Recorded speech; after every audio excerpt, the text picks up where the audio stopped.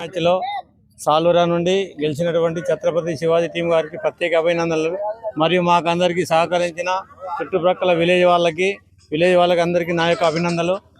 సంక్రాంతి కనుమ అంతా ఇక్కడే జరుపుకొని చాలా ఆనందోత్సవాలతో జరుపుకోవడం జరిగినది. అందరికీ ప్రత్యేక అభినందనలు తెలుపుతున్నాను. 9 రోజుల నుంచి సాలూరా గ్రామంలో మరి పిఎస్సిఎస్ చైర్మన్ అల్లె జనార్దన్ గారి ఆధ్వర్యంలో ఇక్కడ క్రికెట్ టోర్నమెంట్స్ బోధన మరియు సాలూరా మండల గ్రామీణ ప్రాంత క్రీడాకారులకు నిర్వహించడం జరిగింది. చాలా సంతోషము. గత 4 సంవత్సరాల నుంచి ఈ క్రికెట్ టోర్నమెంట్స్ అనేటటువంటివి సాలూరా గ్రామంలో నిర్వహించడం జరుగుతున్నది.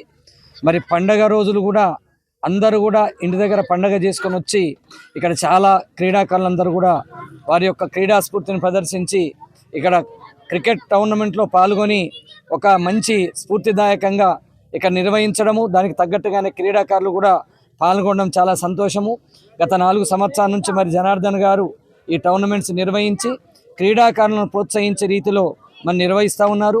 మరి ఇంతకుముందే వారు చెప్పినట్టు కేవలం సాలూరా బోధన మండలాల నుంచే కాకుండా ఇంకా భవిష్యత్తులో చుట్టుపక్కల మండలాల గ్రామీణ ప్రాంతాల నుంచి కూడా మరి ఆ క్రీడాకారులను ప్రోత్సహించే రీతిలో ఇంకా టీంలను ఎక్కువ స్థాయిలో పాల్గొనేటట్టు చేసేటట్టు మరి ప్రయత్నం చేస్తామని చెప్పడం చాలా సంతోషదాయకము.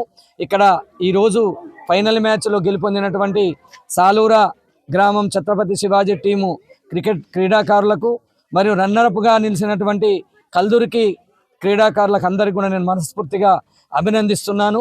భవిష్యత్తులో కూడా ఇదే విధంగా క్రీడా స్ఫూర్తిని ప్రదర్శించి స్పోర్టివ్గా తీసుకొని మరి ఇంకా ఈ క్రికెట్ క్రీడకు మంచిగా వన్నె తెచ్చే విధంగా భవిష్యత్తులో ఇంకా ఎక్కువ టీములు పాల్గొనే విధంగా మరి గ్రామస్తుల నుంచి కూడా పూర్తి సహాయ సహకారాలు కూడా వారికి అన్ని రకాలు కూడా చేదోడు వాదోడు ఉంటామని కూడా గ్రామస్తుల తరపున కూడా తెలియజేస్తూ ఇంకొకసారి మరి జనార్దన్ గారికి ఇక్కడ నిర్వహించిన మేనేజ్మెంట్ వారికి క్రీడాకారులందరికీ కూడా మనస్ఫూర్తిగా అభినందిస్తూ ఉన్నా.